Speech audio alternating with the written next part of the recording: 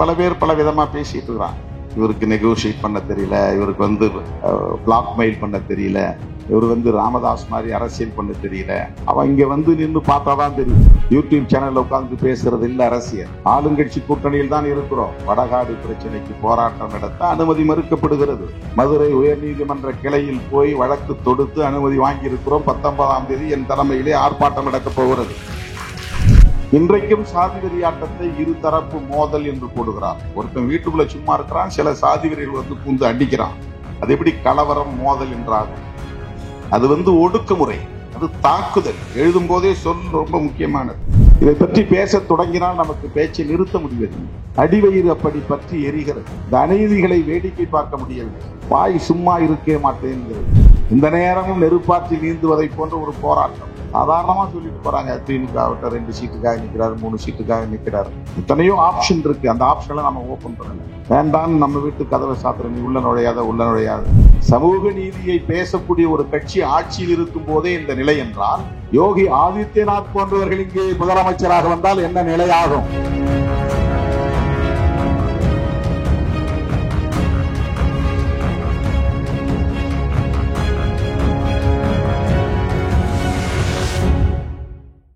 எழுத்தாளர் இமயம் அவர்கள் என்னை பற்றி மிகுந்த கவலையோடு சில கருத்துக்களை பகிர்ந்து கொண்டார். என் மீது அவருக்குள்ள உண்மையான கரிசனம். அதற்காக அவருக்கு நான் நன்றி சொல்ல கடமைப்பட்டிருக்கிறேன். ஆனால் அவருக்கு ஒன்றை சொல்ல நான் விரும்புகிறேன். இந்த மேடையில் தான் நான் சற்று இளைப்பாறினேன். இதுதான் எனக்கு எந்த தொல்லையும் இல்லாத வகையிலே சில மணி நேரம் அமைதியான முறையிலே ஒரு புத்தகத்தை படிக்கிற வாய்ப்பை தந்திருக்கிறது. 4 நாட்களுக்கு முன்பே எனக்கு இந்த புத்தகம் கொடுத்தார்கள். என்னால் ஒரு பக்கத்தை கூட புரட்ட முடியவில்லை. இங்கே கிட்டத்தட்ட ஸ்டாலின் ராஜாங்கம் அவர்களின் மதிப்புரை உள்ளிட்ட அனைத்தையும் 3 அத்தியாயங்களை படித்து முடித்தேன். இடையிலே சில நொடிகள் கண்ணயர்ந்தேன். அவ்வளவு இளைப்பாறுவதற்கான ஒரு இடமாகவும் அமைதியை நுகர்வதற்கான ஒரு களமாகவும் இந்த மேடை எனக்கு அமைந்திருந்தது. அவருக்கு மறுப்பு சொல்ல வேண்டும் என்பதற்காக அல்ல. உண்மையில் ஒவ்வொரு நாளும் பொதுமக்களும் கட்சி தோழர்களும் என்னை சூழ்ந்து கொண்டால் ஒரு நொடி கூட என்னால் அந்த வளையத்தில் இருந்து வெளியேற முடியாது. இன்றைக்கு காலை 8:30 மணியிலிருந்து நான் பார்வையாளர்களை சந்திக்க தொடங்கி இங்கே வருவதற்காக புறப்பட்ட 5:45 வரையிலும் ஒரு நொடியும் தனிமை இல்லாத ஒரு சூழலில் நான் இருந்தேன். வருகிற போதே நேரம் ஆகிவிட்டது. என்னால் அந்த நிகழ்வு தாமதமாக தொடங்கும் சூழல், சிறப்பு விருந்தினர்கள் வந்திருப்பார்கள் என்கிற பதற்றத்தோடு தான் வந்தேன். ஆனால் கையில் புத்தகம் இல்லை. இங்கே வந்த பிறகு கிடைத்தது. சில பக்கங்களை புரட்ட முடிந்தது. மிகவும் கனமான பதிவுகள். இந்த நூல் குறித்து மிக ஆழமான மதிப்புரையை தோழர் ஸ்டாலின் ராஜாங்கம் இங்கே அவருக்கே உரிய ஆய்வு நோக்கில் அடுக்கடுக்காக பல தகவல்களை நம்மோடு பகிர்ந்து கொண்டார். அதே போல ஜெயராணி அவர்களும் மிக ஆழமாக இந்த நூலை படித்திருக்கிறார் என்பதை உணர்த்தக்கூடிய வகையில் ஒவ்வொரு பகுதியாக எடுத்துரைத்தார்.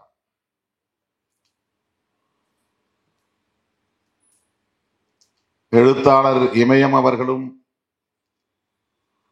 நூலை படிக்காமல் வரவில்லை என்பதை இங்கே உறுதிப்படுத்தினார். படித்துவிட்டுத்தான் நான் வந்திருக்கிறேன் என்று, இந்த சமூக சூழல் எவ்வாறு இருக்கிறது, அதை இந்த நூல் எப்படி படம் பிடித்து காட்டுகிறது, இது போன்ற ஒரு நூல் தமிழிலும் தமிழ் சினிமா குறித்தும் வர வேண்டும் என்கிற தனது ஏக்கத்தையும் இங்கே பதிவு செய்திருக்கிறார். ஆகவே இந்த நூல் குறித்து இவர்கள் மூவரும் தந்திருக்கிற மதிப்புரை நமக்கு இது போன்ற நூல்களை தேடி படிக்க வேண்டும் என்கிற உந்துதலை தந்திருக்கிறது. இது போன்ற நூல்களை பதிப்பிக்க வேண்டும், திருநங்கை பதிப்பகம் அந்த பணியை ஆற்றி இருக்கிறது என்கிற தகவலையும் சேர்த்து தந்திருக்கிறது.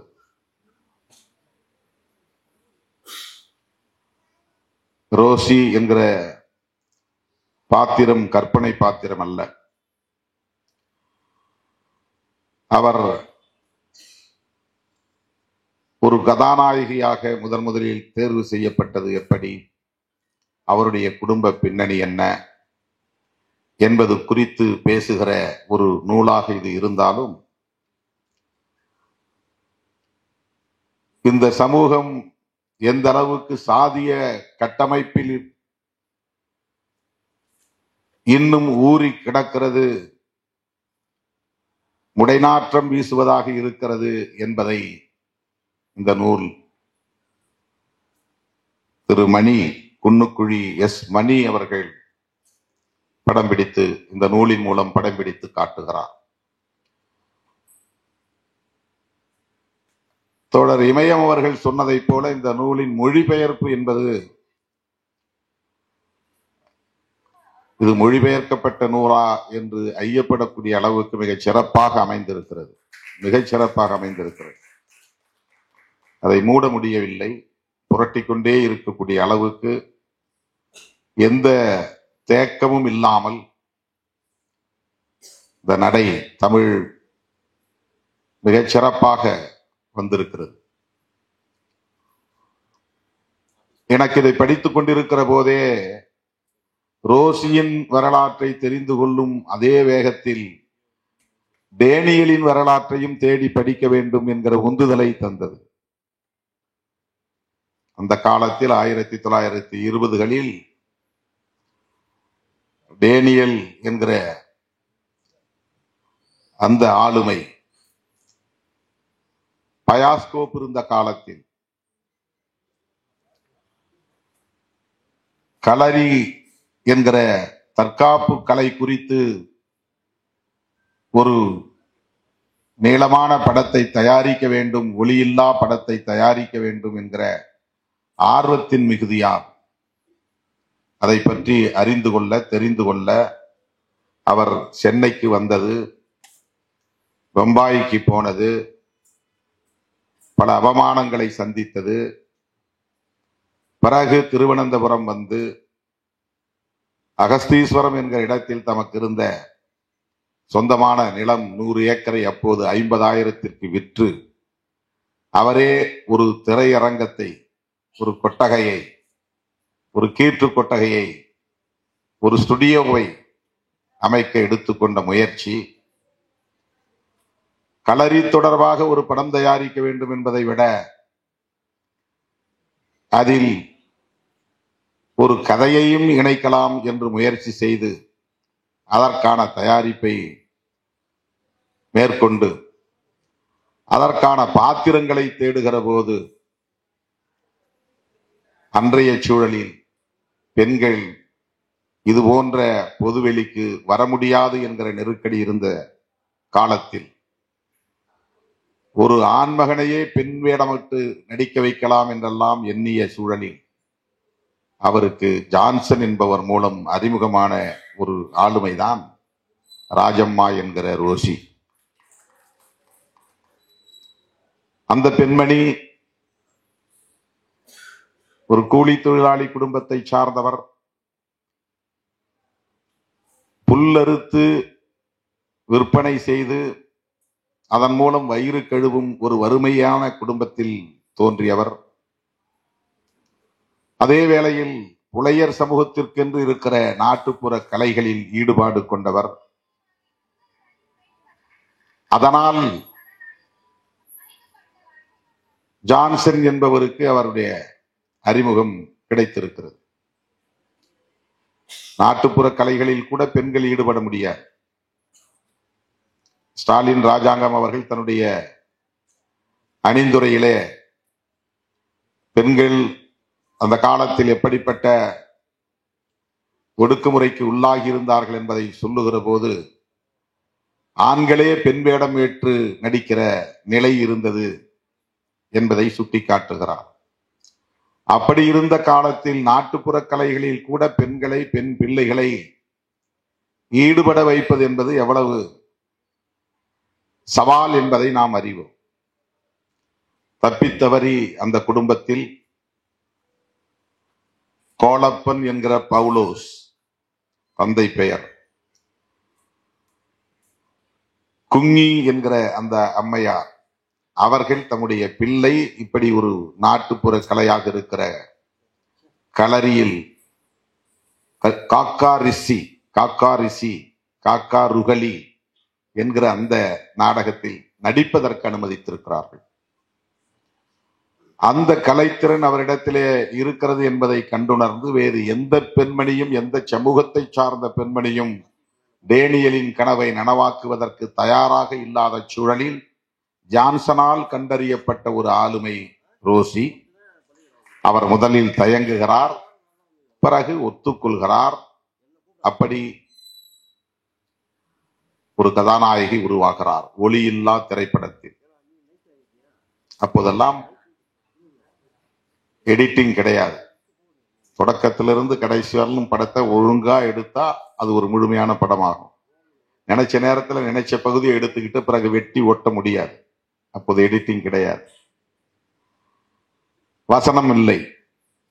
ஏனென்றால் அப்போது சப்தம் கிடையாது, ஒளி கிடையாது. அப்படியான ஒரு சூழலில் 1928 உருவான படம்தான் அந்த திரைப்படம்.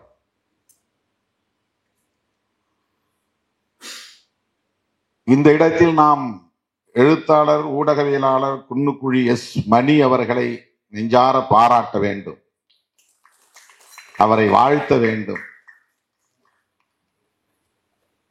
திருத்தப்பட்ட ஒரு வரலாற்றை இந்த சமூகத்தில் ஒரு கொடையாக நமக்கு வழங்கி இருக்கிறார்.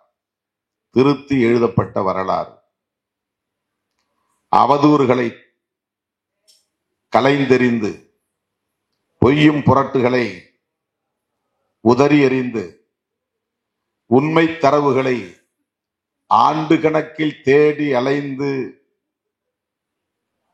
கண்டுபிடித்து அவற்றை தொகுத்து ஒரு படைப்பை அவர் உருவாக்கி இருக்கிறார். தோழர்கள் இங்கே சொன்னார்கள், ரோசியின் நடத்தை குறித்த அவதூறுகள், ரோசியின் குடும்பத்தை குறித்த திரிவுகள், இன்னும் பல மறைக்கப்பட்ட வரலாறு.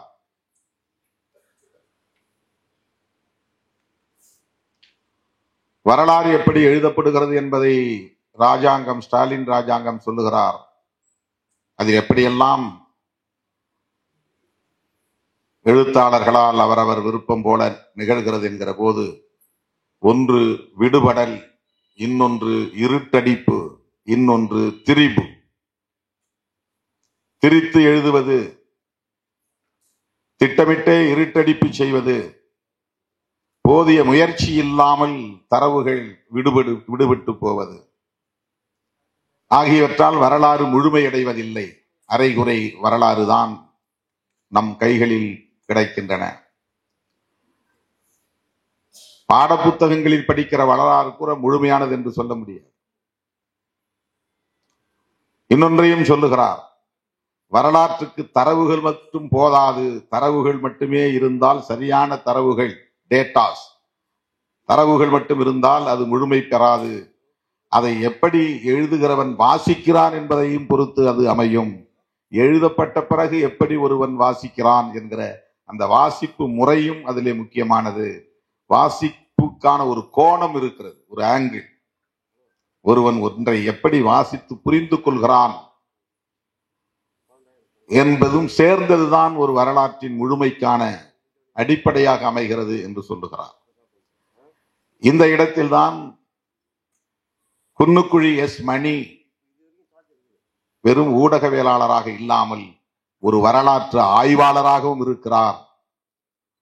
ஒரு தூய்மையான வரலாற்றை படைக்க வேண்டும் என்கிற போராளியாகவும் இருக்கிறார் என்பதை நம்மால் உணர்ந்து கொள்ள முடிகிறது. ஜேம்ஸ் மார்க் பீட்டரை நாம் பாராட்டுகிற அளவுக்கு அதைவிட பன்மடங்கு குன்னுக்குழி எஸ் மணி அவர்களையும் நாம் பாராட்டியாக வேண்டும், வாழ்த்தியாக வேண்டும். ஏனென்றால் அது வெறும் ஒரு நடிகையின் வரலாறு என்கிற வகையிலே சுருக்கி பார்க்கக்கூடிய ஒன்றல்ல. ஏதோ ஒரு நிகழ்ச்சியிலே அவர் போய் பங்கேற்க போகிறார். அப்போது காம்பிசேரி கருணாகரன் என்பவர் பேசுகிறார். அந்த பேச்சின் ஊடாக தெரிக்கிற ஒரு செய்தி அவருக்கு ஒரு உந்துதலை தருகிறது. முதலாக ஒரு ஒளியில்லா திரைப்படம் மலையாள சினிமாவில் உருவானது. அந்த திரைப்படத்தில் ரோசி என்கிற ஒரு நடிகை முதல் கதாநாயகியாக நடித்தார். அவர் புல்லருக்கும் குடும்பத்தை சார்ந்த ஒரு கூலி தொழிலாளி என்று அவர் தன்னுடைய பேச்சின் போக்கிலே அதை சொல்லிவிட்டு போகிறார். அந்த குறிப்பை வைத்துக் கொண்டு இவர் தேட முனைகிறார். இவருடைய பயணம் தொடங்குகிறது. அந்த படத்தை இயக்கிய இயக்குனர் யார் என்று தேடுகிறார்.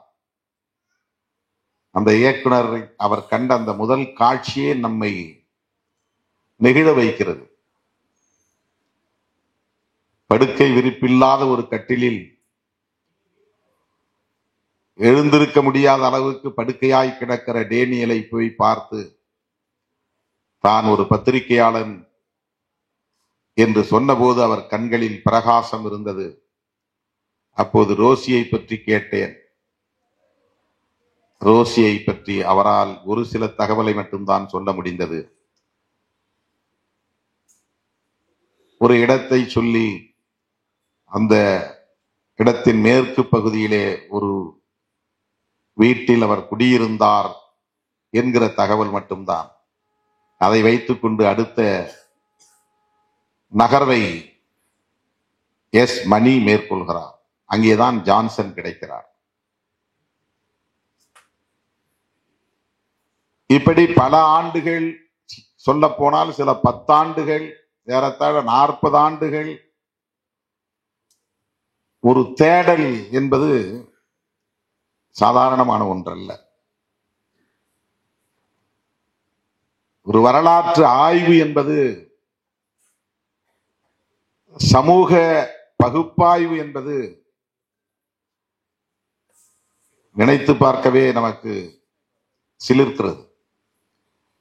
எந்த அளவுக்கு அதிலே ஒரு ஈடுபாடு அந்த எழுத்தாளருக்கு, அந்த படைப்பாளருக்கு, அந்த ஊடகவியலாளருக்கு, அந்த வரலாற்று ஆய்வாளருக்கு, சமூக செயற்பாட்டாளருக்கு இருந்திருக்கிறது என்பதை எண்ணி பார்க்கிற போது வியப்பாக இருக்கிறது.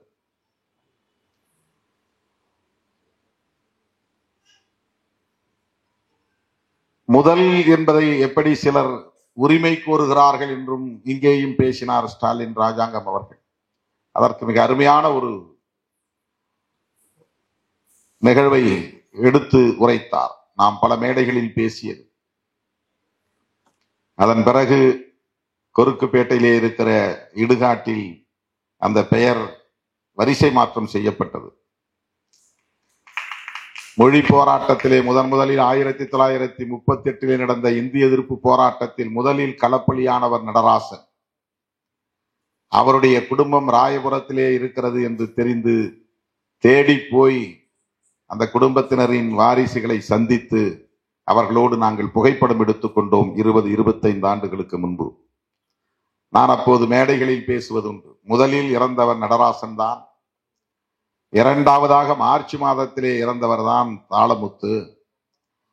ஆனால் எழும்பூரிலே எழுப்பப்பட்டிருக்கிற மாளிகைக்கு தாளமுத்து நடராசன் மாளிகை என்று இருக்கிறது. மேடைகளில் முழங்கக்கூடிய தமிழ் அறிஞர்கள் எல்லாம் தாளமுத்து நடராசன் என்றுதான் முழங்குகிறார்கள். இது வரலாற்று பிழை. நடராசன் தாளமுத்து என்றுதான் சொல்ல வேண்டும். அந்த நினைவிடத்திலும் நடராசன் தாளமுத்து நினைவிடம் என்று மாற்ற வேண்டும் என்று பல மேடைகளில் நான் பல 10 ஆண்டுகளுக்கு முன்பு, சில 10 ஆண்டுகளுக்கு முன்பு பேசியிருக்கிறேன். அதைத்தான் இங்கே அவர் ஒரு எடுத்துக்காட்டாக பதிவு செய்து இருக்கிறார்.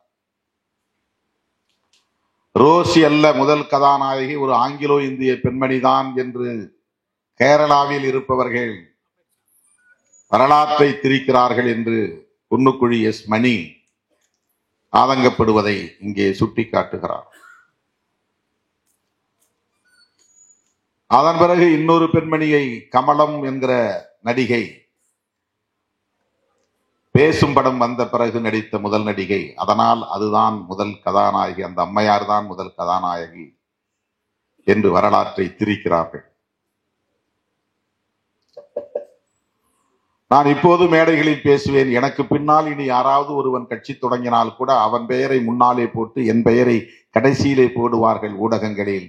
அதுதான் ஊடக அறம் என்று நான் சொல்லுவதுண்டு. என்ன சிக்கல் என்று அவர்களுக்கு, என்ன அப்படி ஒரு உளவியல் சிக்கல் என்று நமக்கு தெரியவில்லை. இந்த தேர்தல் அரசியலுக்கு வந்து கால் நூற்றாண்டை கடந்து விட்டோம். ஒரு மாநில கட்சியாக அங்கீகாரம் பெற்று விட்டோம்.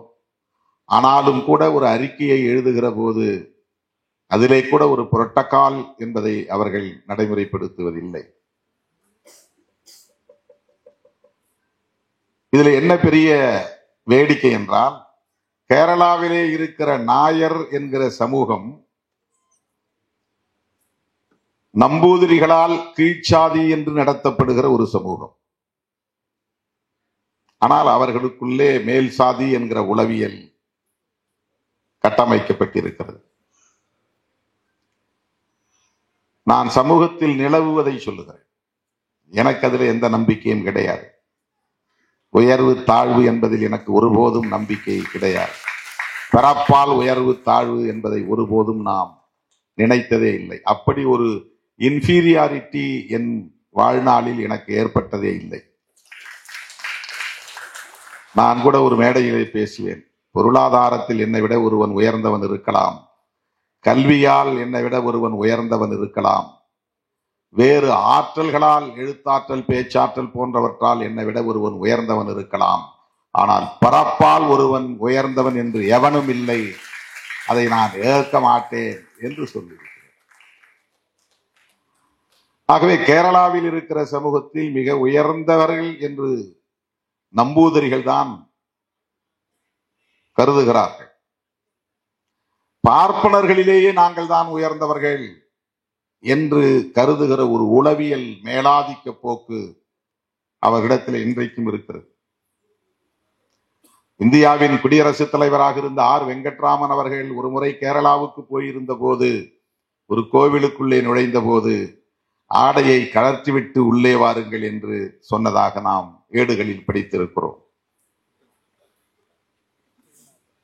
தமிழ்நாட்டில் இருக்கிற ஐயரை விட, ஐயங்காரை விட நாங்களே உயர்ந்தவர்கள் என்கிற எண்ணம் கொண்டவர்கள். அந்த உளவியல் அவர்களுக்கு இன்றைக்கும் உண்டு.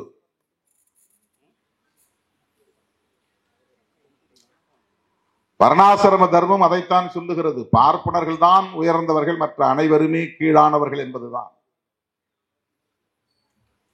கேரளாவிலே சாதி கலப்பால் சில சாதிகள் உருவாயின என்று வரலாற்று குறிப்புகள் கூறுகின்றன. சண்டாளர் என்ற ஒரு சாதி இருக்கிறது. அந்த சாதி பிணம் சுடுகிற சாதி. அது பார்ப்பனர்களுக்கும் சூத்திரர்களுக்கும் ஏற்பட்ட கலப்பால் பிறந்த புதிய சாதி என்று சொல்லுகிறார்கள்.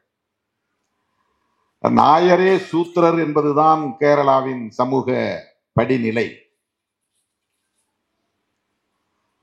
ஆனால் இன்றைக்கு எப்படி தமிழ்நாட்டிலே ஓபிசி அல்லது எம்பிசி என்று வகைப்படுத்தப்பட்டிருக்கிற சமூகங்களை சார்ந்த சிலர் தாங்கள் சத்திரியர்கள் என்று உரிமை கோருகிறார்கள். அதிலே ஒரு உயர்வு இருப்பதாக கருதுகிறார்கள். ஆனால் மனு தர்மம் சொல்லுவதை அவர்கள் மறந்து போகிறார்கள். பார்ப்பனர்களை தவிர அனைவருமே கீழ்சாதிதான் என்கிற அந்த உண்மையை அவர்கள் உணர மறுக்கிறார்கள். நீ சூத்திரன் என்று மட்டுமல்ல, வைசியன் என்று சொன்னாலும் கீழ்சாதிதான், சத்திரியன் என்று சொன்னாலும் கீழ்சாதிதான். இதை நான் சொல்லவில்லை, மனு தர்மம் சொல்லுகிறது, வர்ணாசிரம தர்மம் சொல்லுகிறது. இதுதான் நீண்ட நெடுங்காலமாக இந்த சமூகத்தில் நிலவுகிற ஒன்று. ஆகவே இந்த படத்தில் ரோசியின் பாத்திரம் நாயர் சமூகத்தை சார்ந்த பெண்மணியாக நடிக்கிற பாத்திரம். ரோசி புலையர் சமூகத்தை சார்ந்தவர் என்று எப்படி அவர்கள் கண்டுபிடித்தார்கள் என்று தெரியவில்லை. அரங்கில் படம் ஓடிக்கொண்டிருக்கிற போதே திரையை கிழித்திருக்கிறார்கள். டேனியல் வீட்டை குறிவைத்து தாக்கி இருக்கிறார்கள். இது எப்போது நடந்திருக்கிறது? 100 ஆண்டுக்கு முன்பு நடந்திருக்கிறது. 100 ஆண்டுக்கு முன்பு கேரளாவிலே இது நடந்திருக்கிறது. 1000 ஆண்டுகளுக்கு முன்பல்ல, 100 ஆண்டுக்கு முன்பு. கல்வியில் அது வளர்ச்சியடைந்த மாநிலம். 100 விழுக்காடு அனைவரும் படித்தவர்கள் என்கிற தகுதியை பெற்ற மாநிலம் என்ற ஒரு பெருமை கேரளாவுக்கு உண்டு. 100% லிட்ரேட்ஸ், படித்தவர்கள் இருக்கிறார்கள். அதாவது எழுத படிக்க தெரியும். ஆனால் அங்கே இருந்த அளவுக்கு சாதிய இறுக்கம், சாதியின் பெயரிலான ஒடுக்குமுறை ஒப்பீட்டளவிலே வேறு எந்த மாநிலத்திலும் அந்த அளவுக்கு இல்லை என்று சொல்லக்கூடிய ஒரு நிலை. ஏனென்றால் தீண்டாமை என்பது பிற மாநிலங்களில் இருந்தது. கேரளாவிலே தீண்டாமையோடு அண்டாமை இருந்தது, காணாமை இருந்தது. தீண்டாமை என்பது அன்டச்சபிலிட்டி, காணாமை என்பது அன்சியபிலிட்டி, அண்டாமை என்பது அன்அப்ரோச்சபிலிட்டி. இந்த தீட்டு கொள்கை என்பது வேறு எந்த மாநிலத்திலும் நடைமுறையில் இல்லை. திருவிதாங்கூர் சமஸ்தானத்தில் தான் இருந்தது. அந்த சமஸ்தானத்தை ஆண்ட மன்னர்கள் வெளிப்படையாகவே நாங்கள் மனு தர்மத்தை காக்க ஆட்சி நடத்துகிறோம், எங்களின் அரச கோட்பாடு என்பதே மனு தர்மம் தான் என்று வெளிப்படையாக அறிவித்துக் கொண்டவர்கள் திருவிதாங்கூர் சமஸ்தானத்தை சார்ந்த மன்னர்கள்.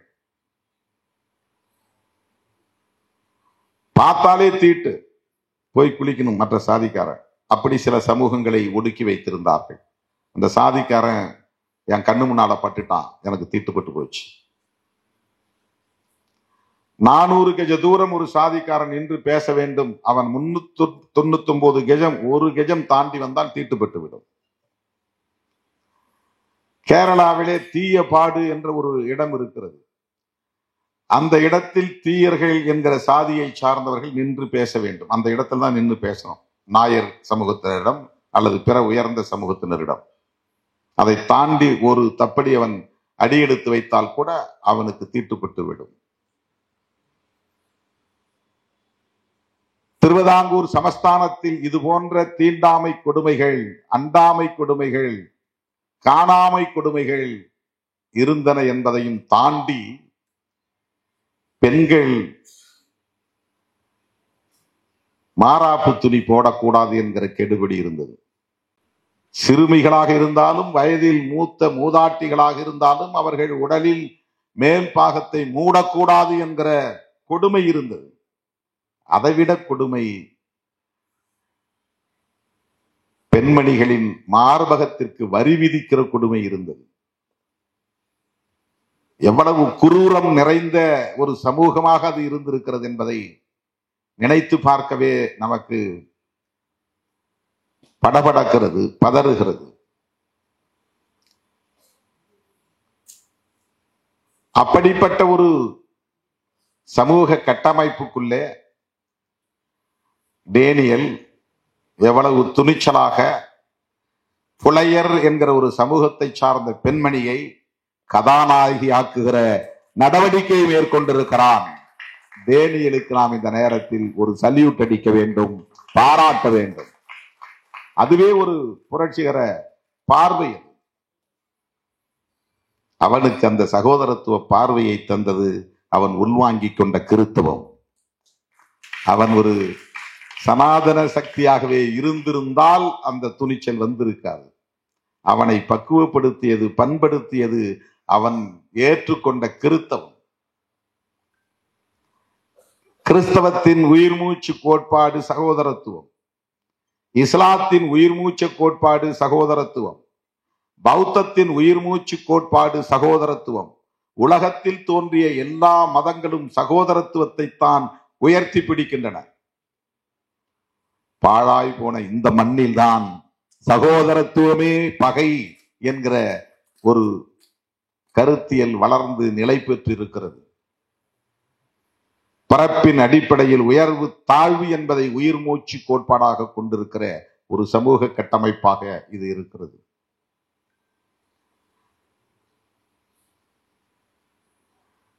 பரிந்துரை செய்தவனும் ஜான்சன். இல்லை என்றால் ஒரு புலையர் சமுதாயத்தை சேர்ந்த பெண்ணை போய் நாடகத்தை சினிமாவில் நடிக்கிறியா அப்படின்னு கேட்கிற துணிச்சல் வந்திருக்காது. பெண்களுக்கு எதிரான ஒடுக்குமுறை என்பதுதான் சனாதனத்தின் உயிர் முடிச்சு. அவங்களுடைய உயிர் முடிச்சு எங்க இருக்கு அப்படின்னா, உயிர் நிலை எங்க இருக்குன்னா பெண்களுக்கு எதிரான ஒடுக்குமுறை தான். சனாதனம், பெண்கள் விடுதலை பெற்றால் சனாதனம் அழிந்து போகும், சனாதனம் வீழ்த்தப்படும். பெண் விடுதலையில் தான் எல்லாம் அடங்கி இருக்கிறது. இங்கே சனாதனம் உயிர்ப்போடு இருப்பதற்கு பெண்ணை ஒடுக்கி வைத்திருப்பதன் மூலம்தான் சாதி கலப்பு ஏற்பட்டு விடக்கூடாது. அதனால் ஒடுக்கப்பட்டவள் தான் பெண்.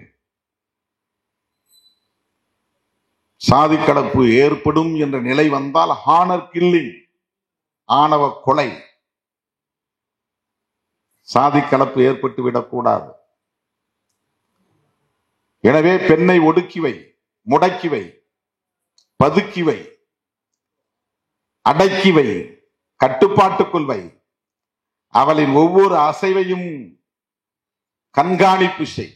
காலிலே சத்தம் வரும் கொலுசை மாட்டிவிடு. அவள் எங்கே நடமாடுகிறாள் என்பது தெரிய வேண்டும். அழகு என்று சொல், அது அழகுக்காக அல்ல, அவளை மானிட்டர் பண்ணுவதற்காக. அவள் நடக்கும்போது சத்தம் கேட்கணும். வீட்டுக்குள்ளதான் இருக்கிறாளா, வெளியே போயிட்டாளான்னு மாமியாருக்கு தெரியணும், புருஷனுக்கு தெரியணும், மாமனாருக்கு தெரியணும், நாத்தரானுக்கு தெரியணும். சல் சல்னு சத்தம் வரும்போது இங்கதான் இருக்கிறாள் என்று அவர்கள் உறுதிப்படுத்திக் கொள்வார்கள். இல்லைன்னா ஆளை காணும் தேட ஆரம்பிச்சிடுவாங்க. சாதி கலப்பு ஏற்பட்டு விடக் கூடாது என்பதற்காகத்தான் பாலிய விவாகம். அவ பருவத்துக்கு வருவது கூட மாமனார் பார்வையில் வர வேண்டும், மாமியார் பார்வையில் வர வேண்டும், புருஷனுடைய பார்வையில் வர வேண்டும். இங்க வந்த பிறகுதான் அவ பருவ வயதை எட்டினால், வயதுக்கு வந்தால் அதை உறுதிப்படுத்தணும்.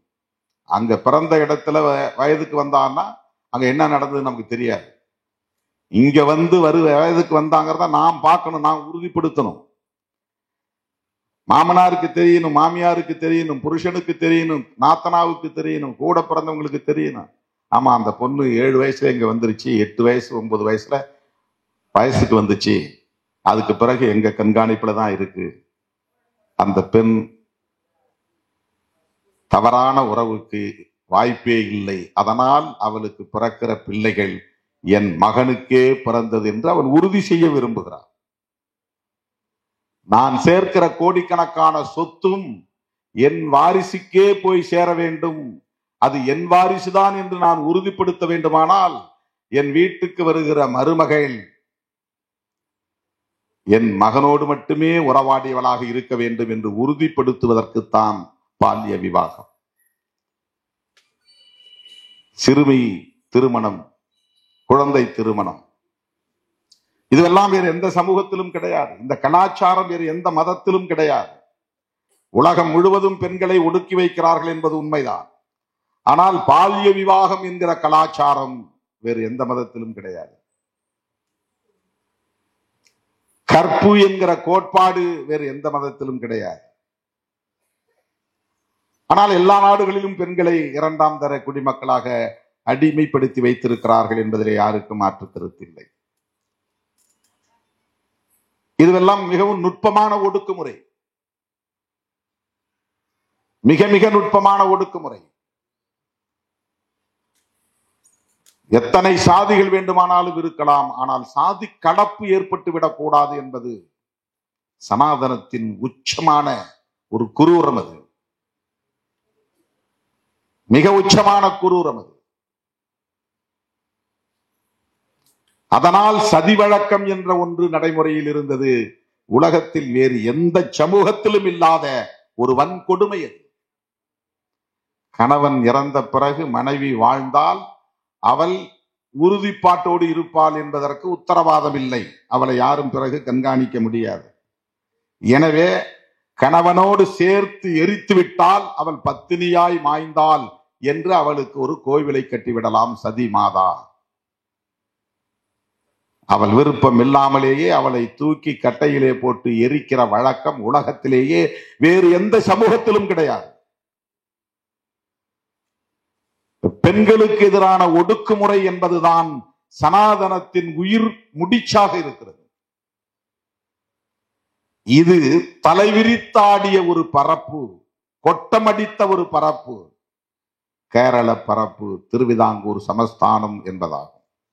அந்த மண்ணிலே தோன்றிய ஒரு பாத்திரம், ஒரு போராளி பாத்திரம் தான் டேனியலால் உருவாக்கப்பட்ட ரோசி. ஒரு பெண் அதுல இருந்து வெளியே உருவி கொண்டுட்டு வர்றதற்கு பாருங்க, வா நீ நடி. ஒரு கதாநாயகியாக இந்த படத்திலே நடி. கூலிக்கு போனால் நீ என்ன சம்பளம் வாங்குகிறாயோ அதை போல் 2 மடங்கு உனக்கு நான் சம்பளம் தருகிறேன். ஆனால் அவர் பொருளாதாரத்திலே பெரிய வலிமை பெற்றவராக கூட இல்லை. வெறும் 50,000 முதலீடாக போட்டிருக்கிறார். அன்னைக்கு 100 ஏக்கர் 50,000 விற்கிறது. அந்த 50,000 வைத்துதான் இந்த திரைப்பட தொழிலில் பலவற்றை அவர் தேடி தேடி கற்றிருக்கிறார், சேர்த்திருக்கிறார், உழைத்திருக்கிறார். அதை முதலீடாக்கி ஒரு படத்தை உருவாக்கி இருக்கிறார். கடைசியில் அவர் யாராவது எங்களுக்கு உதவி செய்யுங்கள் என்று அவருடைய மனைவி ரேச்சல் ஜானட் தன்னுடைய கணவனின் நண்பர்களுக்கு கடிதம் எழுதக்கூடிய நிலைமையில், வறுமையில் வாடி இருக்கிறார். டேனியலின் கதை என்பது இன்னும் துயரம் மிகுந்ததாக இருக்கிறது, சவால் நிறைந்ததாக இருக்கிறது, போர்க்குணம் வாய்ந்ததாக இருக்கிறது, புரட்சிகர தன்மை வாய்ந்ததாக இருக்கிறது. தோழர்களே, இன்றைக்கும் நாம் 21ஆம் நூற்றாண்டில் எல்லா தளங்களிலும் இதை நாம் எதிர்கொண்டு வருகிறோம். திரைத்துறை மட்டுமல்ல. நாங்கள் கல்லூரி மாணவர்களாக இருந்த காலத்தில் உரையாடுவோம். அப்போது சில தோழர்கள் திரைப்படத்துறையில் செல்வாக்கோடு புகழோடு விளங்குகிற பலரை பற்றி பேசுவார்கள். அதில் அம்பேத்கர் பார்வை கொண்ட இளைஞர்கள், அப்பெல்லாம் நான் ரொம்ப ரொம்ப ஏர்லியர் ஸ்டேஜ், அம்பேத்கர்ங்கிற பேர் மட்டும்தான் தெரியும், வேற எதுவும் தெரியாது. அப்ப சொல்லுவாங்க 80களில் 70களின் பின்பகுதியில் திரைத்துறையில ஒரு ஆளு கூட இல்லப்பா இந்த சமுதாயத்தில் இருந்து, இவர் அந்த ஆளு, இவர் இந்த ஆளு, இவர் இந்த ஆள். இளையராஜா ஒரே ஒரு ஆள் தப்பி அதுல இருக்கிறார். இல்ல நிறைய பேர் இருக்காங்க, வெளியே தெரியாது, சொல்லிக்க மாட்டாங்க.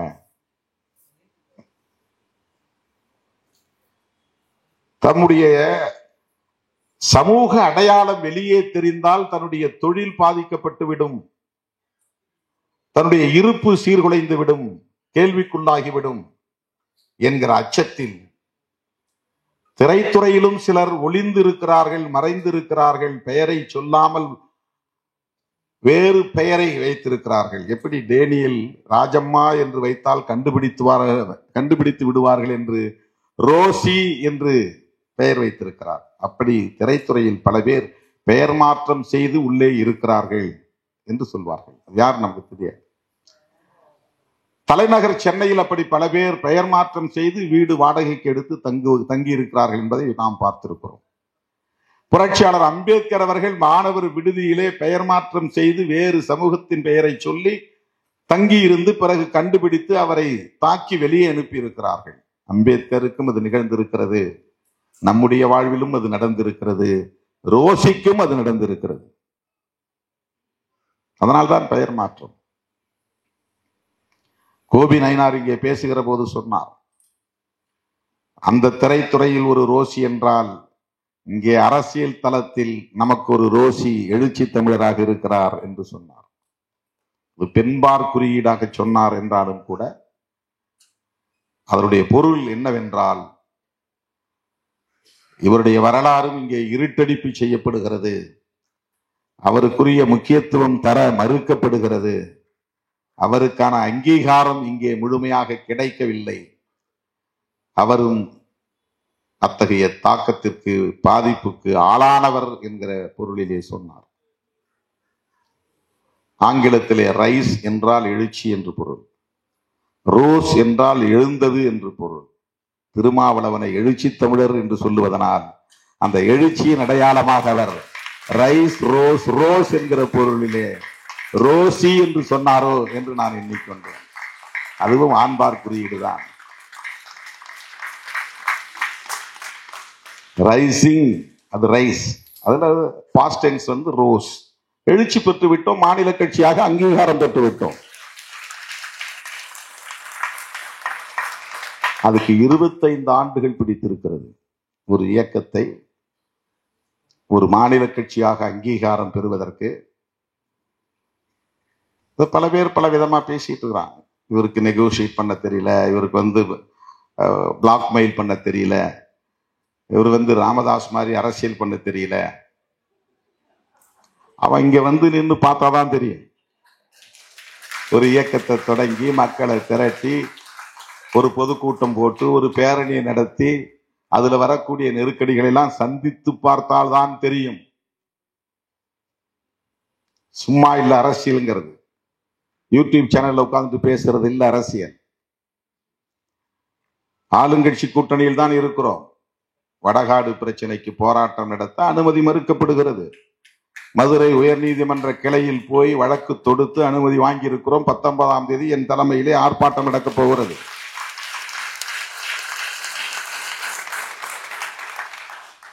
இன்றைக்கும் சாதி வெறியாட்டத்தை இருதரப்பு மோதல் என்று போடுகிறார்கள். ஒருத்தன் வீட்டுக்குள்ள சும்மா இருக்கிறான், சில சாதி வெறிகள் பூந்து அடிக்கிறான். அது எப்படி கலவரம் மோதல் என்றாகும்?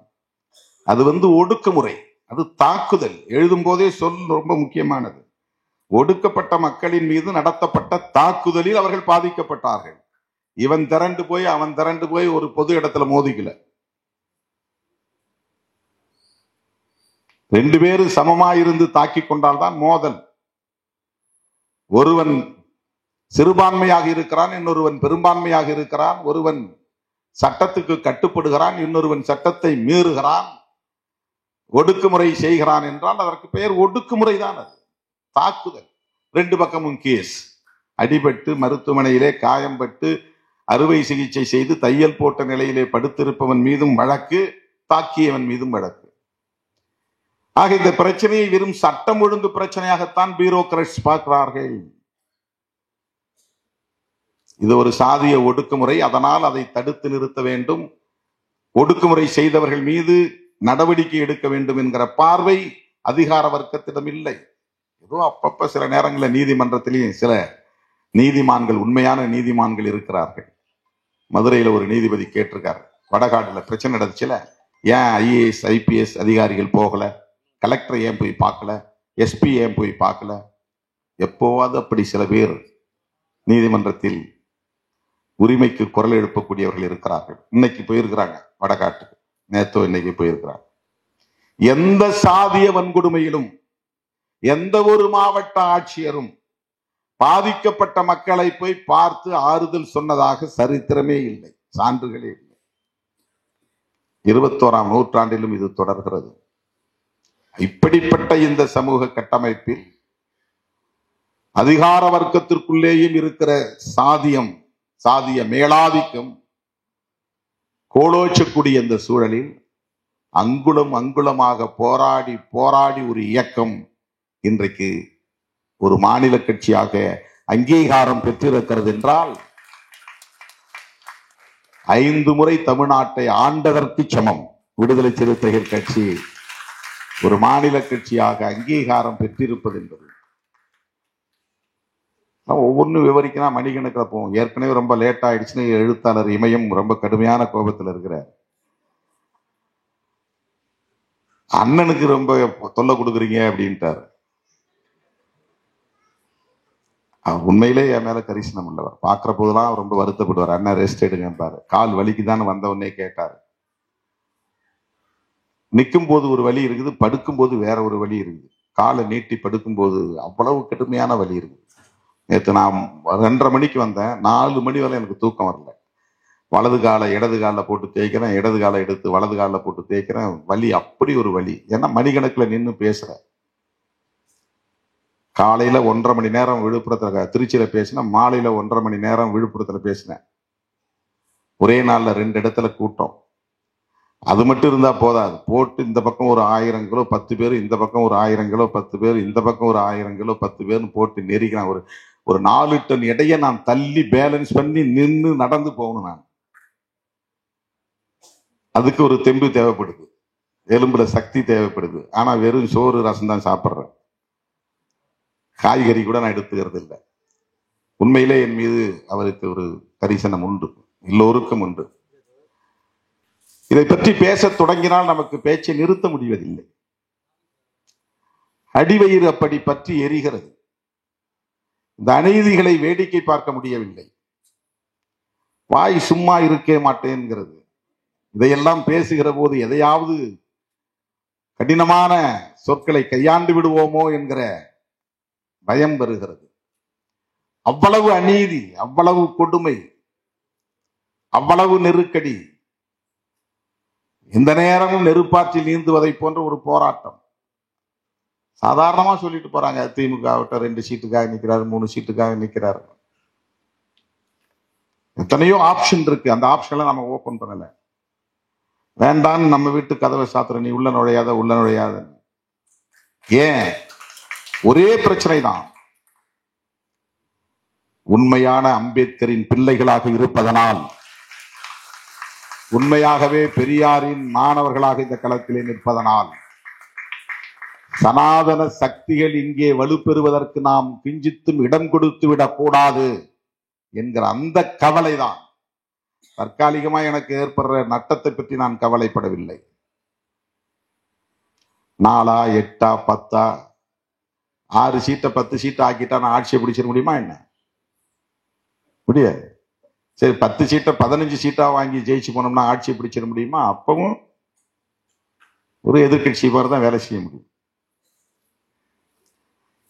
அதற்காக நாம் நம்மை போன்ற கருத்துக்களை, கொள்கைகளை பேசக்கூடியவர்களின் உறவை துண்டித்துக் கொண்டால் என்ன ஆகும்? சமூக நீதியை பேசக்கூடிய ஒரு கட்சி ஆட்சியில் இருக்கும் போதே இந்த நிலை என்றால், யோகி ஆதித்யநாத் போன்றவர்கள் இங்கே முதலமைச்சராக வந்தால் என்ன நிலையாகும்? யாரு போய் பேச முடியும்?